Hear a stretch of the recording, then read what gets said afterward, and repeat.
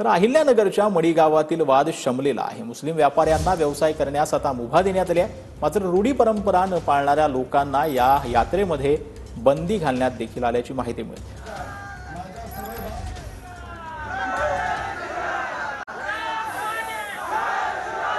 जे जातीय ते निर्माण करीत असतील, जाती जातीमध्ये वीज पेरवण्याचं काम ते या ठिकाणी करीत असतील, अशांना आम्ही या यात्रेमध्ये बंदी घातलेली आहे। बाहेर गावावरून येणारे जे काही व्यापारी या ठिकाणी येतात, पशु हत्या करतात, मांसाहार करतात, मांसाची विक्री या ठिकाणी करतात, 2 नंबरचे काम त्यांचे या ठिकाणी चालतात, चक्री आसन, सोरठ आसन, लुटमार या ठिकाणी करतात, अशा धर्मांधांना आम्ही या ठिकाणी बंदी घातलेली आहे। जे लोक बाहेर गावातून यात्रेसाठी येतात त्यांचा आमच्या ह्या पारंपरिक याच्यामध्ये काही घेणं देणं नाही। कारण भारतात बाबासाहेब आंबेडकरांनी जो संविधान दिलेला आहे, जो तो ज्याच त्याच्या पद्धतीने वैयक्तिक लावू शकतो काट काय ते त्यांचा विषय राहिला।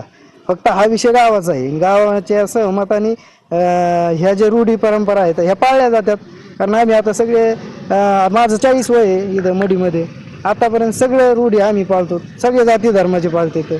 याच्यामध्ये बंधन कोणत्याही पद्धतीचं